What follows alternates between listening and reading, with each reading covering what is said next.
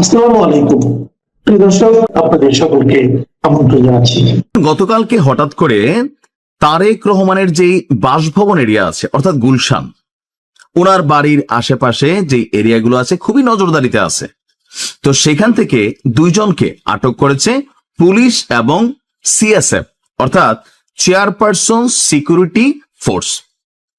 এটা সম্ভবত আগে বেগম খালেদা জিয়ার জন্য কাজ করতে এই ফোর্স, এখন জনাব তারেক রহমানের জন্য কাজ করে। তারা আটক করেছে গতকালকে সকাল 10:50 গুলশানের 196 নম্বর বাসভবনের সামনে থেকে দুইজন ব্যক্তিকে আটক করে।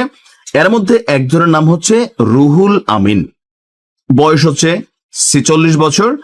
আর ওনার বাড়ি কোথায়? নিজেকে চাঁদপুর জেলার মতলব দক্ষিণ উপজেলার বাসিন্দা বলে পরিচয় দিয়েছেন। কারা কারা আছেন ওনাকে চিনেন কিনা, তবে ছবি টবি আমরা পাই নাই। আচ্ছা, পুলিশের বক্তব্য হচ্ছে ওই ব্যক্তি মানে এই রুহুল আমিন বাসা ও গাড়ির বিভিন্ন দিক থেকে ছবি তুলছিলেন। এখন তারেক রহমানের বাড়ির আশেপাশে গিয়া আপনি ছবি তুলতেছেন, মানে সেলফি না, এরকম একটা আছে না যে সেলফি, ওরকম না, বিভিন্ন দিক থেকে তিনি ছবি তুলতেছিলেন। আর এই বিষয়টি সন্দেহজনক মনে হয়েছে আপনার চেয়ারপারসনের যে সিকিউরিটি ফোর্স আছে, পাশাপাশি পুলিশেরও। আর এই সন্দেহ থাকার কারণে পুলিশ তাকে আটক করে। আটক করার পর তাকে ব্যাপক জিজ্ঞাসাবাদ করা হয়, তারপর তাকে ছেড়ে দেওয়া হয়। মজার বিষয় হচ্ছে এর কিছুক্ষণ পরেই, এই ধরেন 40-45 মিনিট পরে, সেখানে ওই একই বাসভবনের সামনে থেকে মোহাম্মদ ওমর ফারুক নামের অপর এক ব্যক্তিকে আটক করা হয়। তার পরিচয় তাৎক্ষণিকভাবে নিশ্চিত হওয়া যায়নি। পুলিশের দাবি সন্দেহভাজন হিসাবে ওই ব্যক্তির দেহ তল্লাশি করে মাদকদ্রব্য পাওয়া গেছে। এখন আটক দুইজনের বিরুদ্ধে গুলশান থানায় আইনানুগ ব্যবস্থা প্রক্রিয়াধীন রয়েছে বলে জানিয়েছে পুলিশ। এখন হতে পারে এখানে বিভিন্ন রকম ইস্যু, যে ধরেন হয়তো নর্মালি তারা ছবি তুলছে, এটাও হইতে পারে। তবে যেহেতু তারেক রহমান এই এলাকায় বসবাস করেন, এই বাড়ির আশেপাশে অনেক কিছু, যেখান থেকে ওনার বাড়ি দেখা যায়, বাড়ির ভিতর দেখা যায়, সো প্রত্যেকটা বাড়ির আশেপাশে কিন্তু পুলিশের গোয়েন্দা সেলের, বিএনপির যে সেলগুলো আছে তারা কিন্তু নজরদারি করছে। সিসি ক্যামেরা তো আছেই। হতে পারে যে গাঁজা নিয়ে গেছে, এখন তারা এমনি আটক করছে, গাঁজা পাওয়া গেছে।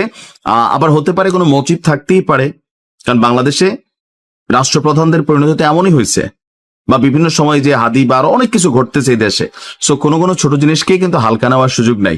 আর আপনারা যারা অতি উৎসাহী নেতা কর্মী আছেন বা সাধারণ মানুষ আছেন, গুলশানে গেলাম, তারেক রহমান বাড়িটা দেখলাম, একটা সেলফি তুলি, একটা ছবি নেই, আপনি কিন্তু বিপদে পড়তে পারেন এই মুহূর্তে। কারণ এই সময়টাতে ওনার নিরাপত্তা ইস্যুটা খুবই গুরুত্বপূর্ণ ভাবে দেখছে সরকার এবং বিএনপি। আমরা চাই বাংলাদেশে প্রত্যেকে নিরাপদ থাকুক, এটা রাষ্ট্রের দায়িত্ব নিরাপত্তা নিশ্চিত করা। সংবাদগুলো পড়ি তাহলে সম্মিলিতভাবে আমরা কি পাই? যে জুলাই অভ্যুত্থানে অংশগ্রহণকারী জুলাই যোদ্ধা বা জঙ্গি, তাদেরকে দায় মুক্তি ও আইনি সুরক্ষা দিতে তারা অধ্যাদেশের উদ্যোগ নিয়েছে এবং এই বিষয়ে খসড়া প্রস্তুতের জন্য আইন মন্ত্রণালয়কে অনুরোধ করেছে। এবং সেখানে খুবই খেয়াল করার বিষয় যে তারা বলছে 1971 সালের মুক্তিযোদ্ধাদের দায় মুক্তির মডেল অনুসরণে আলোচনা হয়েছে। তার মানে মুক্তিযোদ্ধারা মব ছিল? কি বোঝাচ্ছে? শুধুমাত্র জুলাই জঙ্গিদেরকেই তারা রক্ষা করছে না, জুলাই জঙ্গিদের সাথে 1971 সালের মহান মুক্তিযোদ্ধাদের তুলনা করছে। দেখেন 1971 সালে মুক্তিযুদ্ধ কিভাবে হয়েছিল, সেখানে কি আর 24 কি, 24-এর পুলিশ কি পাকিস্তানি পুলিশ? 24-এর মিলিটারি কি পাকিস্তানি মিলিটারি? 1971 সালে তাও তো পাকিস্তানিরা নাকে খত দিয়ে স্যারেন্ডার করার পরে তাদের যথাযথ শাস্তি বা যে যুদ্ধ বন্দীদের যে প্রক্রিয়া, সেই প্রক্রিয়া তাদেরকে মুক্তি দেওয়া হয়েছে। তাদেরকে তো আমরা হত্যাও করে ফেলতে পারতাম, তো সেটা তো করা হয়নি। পুলিশকে কি করা হয়েছে? নির্বিচারে হত্যা করা হয়েছে। ধরে ধরে আপনি বলছিলেন এই যে বানিয়াচংয়ের ঘটনাটি, সন্তোষ চৌধুরী এত পুলিশ রেখে, মানে ওখানে অনেক পুলিশ ছিলেন, 50 থেকে 65 জন বলা হয়, শুধু এই হিন্দু ব্যক্তিকে কেন্দ্র করে, মানে টার্গেট করে তাকে কিন্তু তারা ছিনিয়ে নিয়ে হত্যা করলো। এখানে কিন্তু একটা ধর্মীয় পৈশাচিকতা আছে। এরপরে আচ্ছা, এই ইউনূস সরকার, মব সরকার কি বলছে আরো, যে তারা বলছে যে সাম্প্রতিক গ্রেপ্তার ও আন্দোলনের দাবির প্রেক্ষিতে বিষয়টি গুরুত্ব দিয়ে বিবেচনা করা হয়েছে। বৈষম্য বিরোধী ছাত্র আন্দোলনের দাবি মতো 2024 সালের 1 জুলাই থেকে 8 আগস্ট পর্যন্ত কর্মকাণ্ডের দায় মুক্তি দেওয়ার বিষয়টি বইটি। কর্মকাণ্ড মানে কি?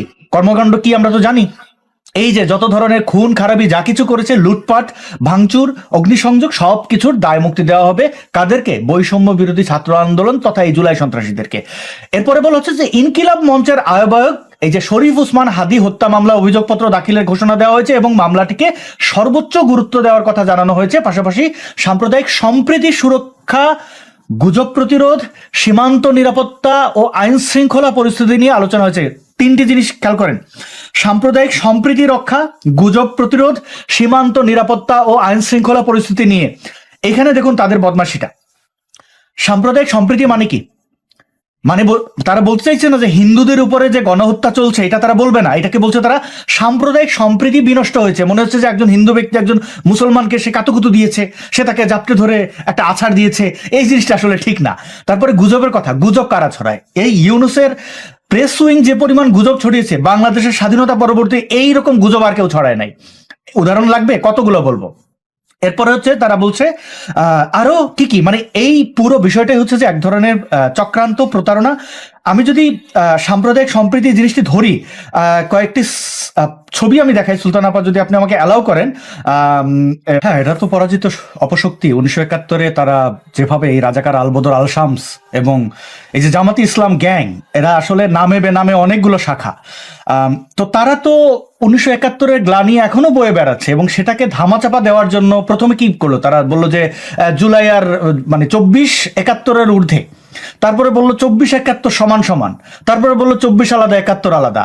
মানে যতবার পেরেছে তারা চেষ্টা করেছে 71-কে মুছে দিতে, কারণ তাদের মূল টার্গেট 71 এবং পাকিস্তান পন্থায় ফিরে যাওয়া।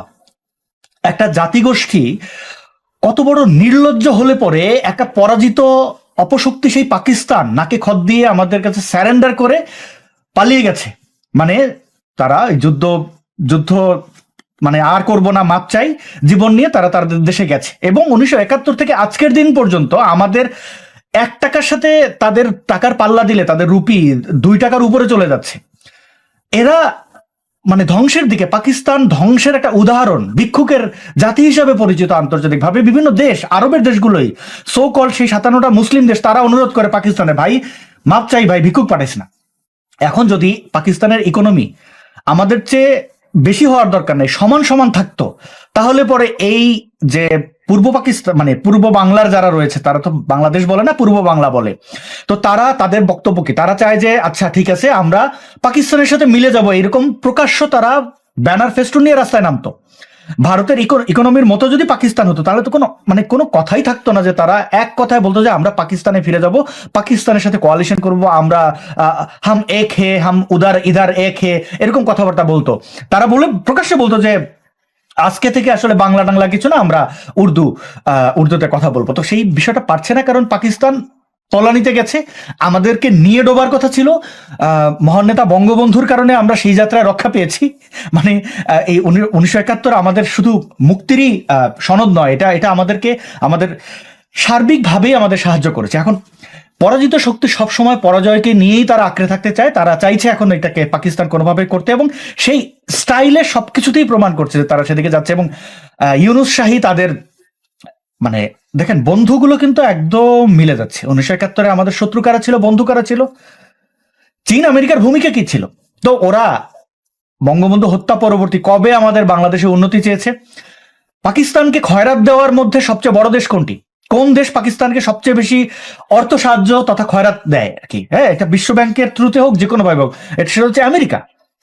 এই ভারতীয় উপমহাদেশের এই যে আমাদের সাউথ ইস্ট এশিয়ায় আমেরিকার ভালো বন্ধু কে? পাকিস্তান। তো মানে আপনি জঙ্গিবাদ বলেন, যত আকাম কুকামের বন্ধু কিন্তু পাকিস্তান আমেরিকার। ভারতকে দিয়ে আমেরিকা এরকম কিছু করাতে পারে না। হ্যাঁ, চীন বন্ধুর শত্রু বা শত্রু বন্ধু হিসাবে ভারতের সাথে আমেরিকার বন্ধুত্ব আছে, কিন্তু সেটা গিভ অ্যান্ড টেকের বন্ধুত্ব। একদম গোলামের জাতি হচ্ছে এই পাকিস্তানিরা। তারা কিন্তু কোনো শর্ত, পাকিস্তানের মিলিটারিদের দেখেন, কোনো শর্ত কোনো কিছু ছাড়া তাদের দেশের প্রধানমন্ত্রী গিয়ে ওই বিভিন্ন আন্তর্জাতিক দরবারে বলে ট্রাম্পকে একটা নোবেল দেওয়া যায় না। মানে তাদের চিন্তা নাই তাদের নিয়ে, ট্রাম্প কবে নোবেল পাবে এই বিষয়ে দালালি করে। তো কত বড় ভৃত্য এই দেশ, এবং সেই ভৃত্য হতে চায় জামাত ইসলাম এবং তাদের অন্যান্য রাজাকার উইংগুলো। আপনি দেখেন তারা এই যে ব্যারিস্টার, আপনি বলবেন ব্যারিস্টার শাহরিয়ার, SM শাহরিয়ার কবির বলেন, ফুয়াদ বলেন, এদের পড়াশোনা করাইছে কে? ফুয়াদ এখন বাংলাদেশে নির্বাচন করার জন্য টাকা তুলছে, কয়দিন আগে যারা যেরকম টাকা তুলেছে, মানে টাকা দাও, মানে তাদের ভাব দেখেন কি প্রেম, জনগণের জন্য তারা সব করবে। মানে আমাকে টাকা দাও, নির্বাচন করবো, তাহলে তোমাদের একদম তোমাদের উদ্ধার করে ফেলবো। মনে হচ্ছে বাংলাদেশের মানুষ আর উদ্ধার হইতেছে না, তাদের টাকা দিলে তারা সেই টাকায় নির্বাচন করবে এবং জনগণকে উদ্ধার করবে। কত প্রেম জনগণের উপরে। তুই ব্যারিস্টারি পড়ছস কেমনে? আপনি ফুয়াদের প্রশ্ন করেন, তোমার নির্বাচন করার টাকা নাই, তুমি লন্ডনে যাই ব্যারিস্টারি পড়ছো কেমনে? এই কথার কিন্তু উত্তর দেবে না, কারণ জামাত ইসলামের টাকায় তারা ব্যারিস্টারি পড়েছে। এখন আপনি বলবেন যে ফুয়াদের মতো অসভ্য বা এই যে SM কি শাহরিয়ার, এরকম শিশির মনির টুনির, এদেরকে জামাত তৈরি করেছে, কোনো ভালো মানুষ খুঁজে পায় নাই। আচ্ছা আপা, কোনো ভালো মানুষ জামাত ইসলামের টাকায় পড়তে যাবে? আপনি যাবেন? কোনোদিন তো যাবেন না। এই ধরনের ছ্যাঁচড়া, অসভ্য, বর্বর, যেগুলোর কোনো পড়াশোনা নাই, শুধু একটা ডিগ্রি ওখান থেকে নিয়ে আসার জন্য যা যা করতে হচ্ছে, এবং তারা লন্ডনে থেকে মানুষের টাকা পয়সা মেরে দিয়েছে, সরকারের টাকা পয়সা মেরে দিয়েছে, বাংলাদেশে এসে এখন বাংলাদেশটার 14 গোষ্ঠী উদ্ধার করাবে। কিন্তু যেহেতু তাদের নামের সাথে ব্যারিস্টার আছে, তাই তারা এটা ঢাল হিসেবে ইউজ করে। আপনি দেখবেন অনেক নারীরা হিজাবি না, তারা কিন্তু জামাতের পক্ষে কাজ করে। এগুলো তাদের এই যে গুপ্ত দল, এবং এই গুপ্তদের এজেন্ডা 1971 যা করেছে আজকে তাই করেছে, অবাক হওয়ার কিছু নাই। হ্যালো লালবাদরের দেশ, সরি এখন আর লালবাদর বলবো না, লালবাদর বললে আসলে ঠিক জমতেছে না, লাল নড়িদের দেশ বলা লাগবে। এখন বলেন লাল নড়িদের দেশ কেন বলবো? নড়ি বলতো শুধু মেয়েদের গালি? নো ব্রো, আমার কাছে সবাই সমান। আপনি ছেলে হন, মেয়ে হন, আপনারা সবাই নড়ি, লাল নড়ি। লাল নড়িদের দেশে এখন কি চলে? এদের দেশে এখন চলতেছে মুস্তাফিজকে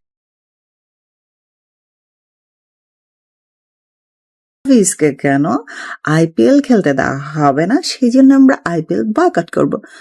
IPL হইতেছে ইন্ডিয়ানদের একটা ঘরোয়া ক্রিকেট লিগ, ইন্টারন্যাশনাল কোনো ম্যাচও না, যেখানে মুস্তাফিজকে খেলতে দিল কি দিল না, এবং সেখানে তো নিলাম হয়, খেলোয়াড়দের নিজ থেকে ওখানে অ্যাপ্লাই করতে হয়, কেউ তো ঘর থেকে এসে ডাইকে নিয়ে যায় না। তো বয়কট ইন্ডিয়ার মধ্যে মুস্তাফিজ কেন গিয়ে ইন্ডিয়াতে অ্যাপ্লাই করলো? হ্যাঁ, কি দরকার ছিল তার ইন্ডিয়ান ঘরোয়া ক্রিকেট লিগে খেলার, IPL এ খেলার? কি টাকা পড়ছিল? এবং আমাদের আসিফ নজরুল, সে বলল আমরা IPL কি জানি এটার কি জানি কয়, সম্প্রচার টেলিকাস্ট করতে দিব না বাংলাদেশে। দিস না, বাংলাদেশের পোলাপান এমনিও টিভি চ্যানেলে দেখে না, মোবাইলে গেম দেখে, তো ওদের দিলি কি দিলি না সেটা তারা মোটেই বদার না। এই যে বাঙ্গুতুন চোদুরা, নড়ির লাল নড়িগুলা, লাল মাগিরা সারাক্ষণ ইন্ডিয়া বয়কট ইন্ডিয়া করে, এরাই সবার আগে গিয়ে গিয়ে ইন্ডিয়ান জিনিস দেখে, ইন্ডিয়ান গান শুনে। মজার ব্যাপার হয়েছে, ইন্ডিয়ান গান লাগায় স্টোরি দিয়া তারপর বলে বয়কট ইন্ডিয়া। হোলি খাও। আমার খুবই ভালো লাগে আসলে এদের নাটক সিনেমা দেখতে, খুব ভালো লাগে। যেমন বড় ভাইয়া দেশে আসছে, দেশে আসা মাত্র বই থেকে বঙ্গবন্ধুর নাম মুছে স্বাধীনতার ঘোষক মাগুর নাম দিয়ে দিছে, এবং সেটা কয় তারিখ? 27 মার্চ। তো 26 মার্চ কেন বাংলাদেশ স্বাধীনতা দিবসের ছুটি পালন করে আমি আসলে বুঝে পাইলাম না। হোয়াই অ্যাডভান্স ছুটি?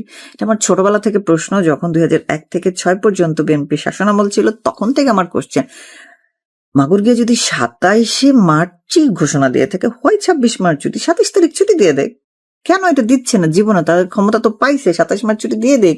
এবং আপনারা খেয়াল করেন, গত 25 সালে কিন্তু এই ঘটনা তারা ঘটায় নাই। মানে বই থেকে বঙ্গবন্ধুর নাম মোছা, তারপর হচ্ছে ইতিহাস মোছা। যেমন এই বছর 26 সালের বই থেকে বঙ্গবন্ধু 7 মার্চের ভাষণ মুছে দিছে। এটা 25 সালে কেন করা নাই? কারণ বড় ভাইয়া তখন দেশে ছিল না। বড় ভাই এখন দেশে আসছে, দেশে আসা মাত্র সে ইনডিরেক্টলি আমাদের প্রধানমন্ত্রী হয়ে গিয়েছে, ইলেকশন ছাড়াই। এটা খুবই ইন্টারেস্টিং একটা ব্যাপার।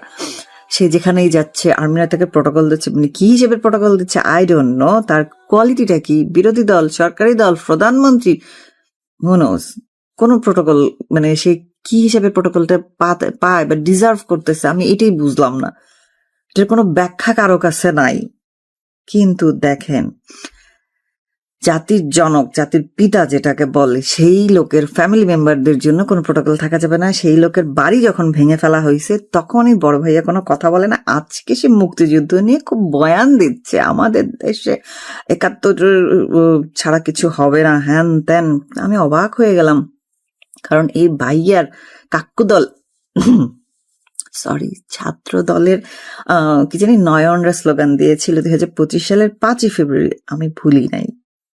তারেক ভাই কথা দিলাম 32-এর দখল নিলাম, এই স্লোগান নয়ন দিছিল। সবাই দিছিল, ছাত্রদলের পোলাপান খুশিতে বুক চিতাইয়া চিতাইয়া গিয়া ভাঙছে 32। আজকে বড় ভাইয়া আসছে মুক্তিযুদ্ধের চেতনার সমুন্নত রাখতে। হ্যাঁ, নাটক দাও। অবাক হই না, আর অবাক হই না, একেবারেই হই না। কারণ চারপাশে এত বিএমপি যে ছিল এত বছর, ওরা বলতে পারে নাই কেন, এটা আমি ভেবে মানে এইটা নিয়ে অবাক যে কেন বলতে পারে না। কি সমস্যা ছিল? বিএমপি করস মানে কেজিরিস বিএমপি করে নাই, তো সমস্যা কি হয়েছে? তোরা কইতে পারস না কেন? কইতে পারস না কারণ যে আমি যে সুবিধাটা নিতে আমি লীগের সাথে ঘষিয়া ওই সুবিধাটা তো পাইতি না নদীরা। এই জন্য এখন দেখলাম যে এরা সবাই বিএমপি হয়ে গেছে। অথচ 24শে জুলাই আগস্ট এরা কি বলছিল? আমরা নতুন কিছু চাই, আমরা বিএমপি চাই না, আওয়ামী লীগকেও চাই না, বড় ভাইয়া দেশে আসবে, আসলে ঘরে ঘরে খাম্বা দিবে, তার আমার ভুরু নাই, হ্যান তেন কত কথা বলিছে। এখন তাদের চেহারা চেঞ্জ হয়ে গেছে, তারা দল বলে বিএমপি সাপোর্টার। এখন তারা নাকি জন্ম থেকে বিএমপি সাপোর্টার হলে কেউ এটা মানে আল্লাহ দুইটা চোখ দিছে, একটা মুখ দিছে কম কথা বলার জন্য, দুইটা চোখ দিছে, দুইটা কান দিছে বেশি বেশি শোনার জন্য, বেশি বেশি দেখার জন্য। সেটাই করতেছে এখন তো আমাদের দেখন কাল। তো এই যে এত নাটক সিনেমা চলতেছে, এর মধ্যে আবার দেখলাম একজন, এটার নাম কি বলে, ছামান্নায়ক, ভুলে গেছিলাম, এনসিপি নেতা না, সে এখনো নেতা হয় নাই সম্ভবত, ছামান্নায়ক ক্যাটাগরিতে আছে। তো সে থানায় গিয়ে আঙ্গুল উঁচু বলতেছে আমরা বানিয়েছি, তারা পুড়িয়ে দিয়েছি, আমরা এসআই সন্তোষকে পুড়িয়ে দিয়েছি, এরকম করে কথা বলতেছে। তো পাবলিক রিয়াকশন দেখে তাকে অ্যারেস্ট করা হইলো এবং তাকে আবার স্বরাষ্ট্র উপদেষ্টা জ্যাঙ্গলম নোটির ফুটটা বললো কি আবার জামিনও দিয়ে দেওয়া হবে, এবং দিয়ে দেওয়া হইলো। সে আঙ্গুল উঁচে গর্বের সাথে বের হয়ে আসলো। মানে তোমরা এইসব ভুল কেন করতেছো ভাই? 75 সালে বঙ্গবন্ধুকে যারা খুন করছে তাদের তো উপহার হিসেবে নানান দেশে রাষ্ট্রদূতের হিসেবে পাঠানো হয়েছিল, অ্যাম্বাসাডার হিসেবে পাঠানো হয়েছিল। মেজর জিয়া মেজর জিয়া এই কাজ করছিল। তাইলে 24 সালের এই জুলাই যোদ্ধাদেরকে তোমরা রাষ্ট্রদূত বানায় নানান বিদেশে পাঠাও, যেন তাদেরকে ট্র্যাক করতে পারি আমরা সুবিধা মতো। এরকম ছোট টুটকা ফাটকা কেস দিও না, আমরা খুব বিরক্ত হয়ে যাবো, বুঝছো? ট্র্যাক রাখা খুবই কঠিন।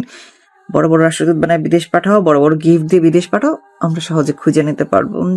21 বছর পরে হইলেও প্রধানমন্ত্রী শেখ হাসিনা 96 সালে এদের বিচার শুরু করছিল, বিচার করে দেখাইছে। সো এরকম বড় বড় জায়গায় পাঠাও, এরকম খুচরা ফাত্রা কাজে পাঠায় না। আমাদের খুব কষ্ট হয়ে যায়, আমাদের মানে বিরক্ত লাগে এসব। আমরা খুব বিরক্ত, কি দেশের মধ্যে খুচরা মুচরা কেস দেয়, আবার জামিন দেয় না। তো এগুলো কোনো একটা কাজ হইলো? জুলাই যোদ্ধা কত বড় একটা ব্যাপার, ভুস্কি যুদ্ধের ভিজে যায় জুলাই যোদ্ধা শুনলেই। তাদের সাউওয়ালাদের ছাউয়া মাওয়া ছিঁড়ে ফেলাবে, এইটা বইয়ে পাঠ্য বইয়ে ইনক্লুড না করলে তাদের ঘুম হচ্ছে না।